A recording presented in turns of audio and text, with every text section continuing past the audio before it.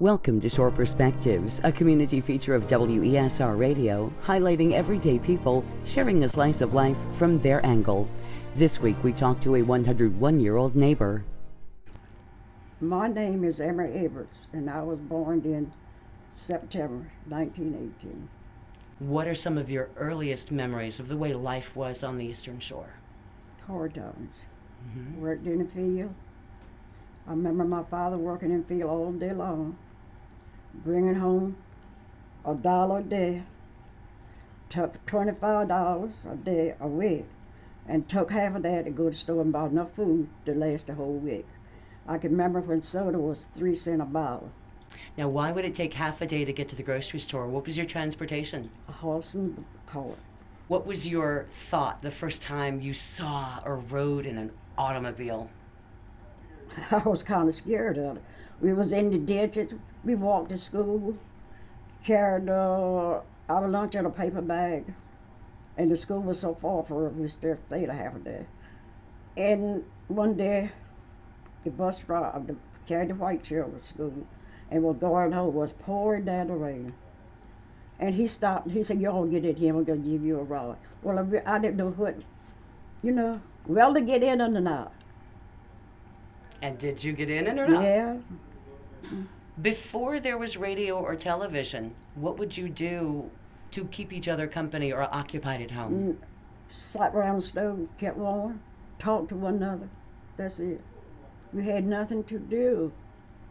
But Didn't have a working and road- living. Do a living. And what little bit we made, most time we raised our food. Hogs, cows, chickens. We had nothing to go to the store for. We had no money nowhere. So you've seen a big change in that as well over 101 years, where there's now fast food restaurants or go to the grocery No food. store. And probably colored people couldn't even go to them things. They couldn't even ride a bus. I'd tell my great-grandchildren, I'll tell her, "Honey, you better get all the education you can, because you're going to need it. Because if you go back to the times I come from, you'll never make it." That's all I can tell them. And no radios and things to listen.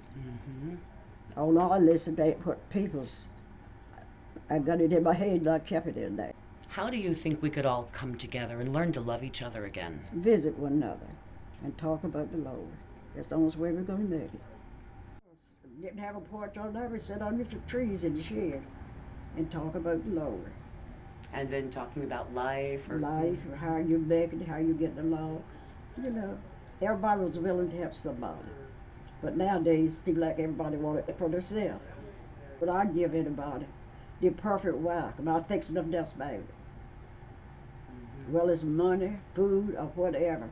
When I was able to cook a lot, I used to cook on holidays. Everybody would come and eat. I'd say, "Honey, get your plate, get your food." Because I had no picks. The family ate and they ate to you. The Lord's going to give it to you. The Lord's going to give you everything come from up above.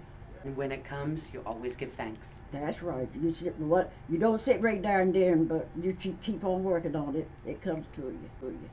Now, you also, I'm sure, grew up in a time of having manners. Yeah. Tell me what the manners were like around your table. The older people waited on the children, and they sat down and ate it and got up. They didn't really get what they want and left the rest. They put on their plate and they had to eat it. You don't tell you tell them now what y'all want for you to eat, what you want for your breakfast, what you want for your dinner. You don't tell them that. You cook the meal and put it on the table and help their plate. That's it. They eat it or leave it. And I think that's something that needs to be reintroduced into the English language, is saying yes ma'am and yes sir and no thank you Lord, thank you. No, nothing like that no more. If that can come back, I think the world will be a whole lot better. Who was the person that you were closest to in your life? Grandmother, because we lived right in the house with her. My mother and my grandmother. She had a different way than my mother did. She would tell us, we'd get our children get arguing and fussing. She would say, "Children don't do like that." If we had one thing and the other one bought it up. She would do that. You have seen a lot of things change, not only on the Eastern Shore, but in the world in general. Oh yeah, I seen the hard time. Then I was working, and I went out, worked in fields, worked in the house for people, clean up, tend to the woman's grandmother. I done all that. I worked in fields. Then I come as working to JC Cleaners.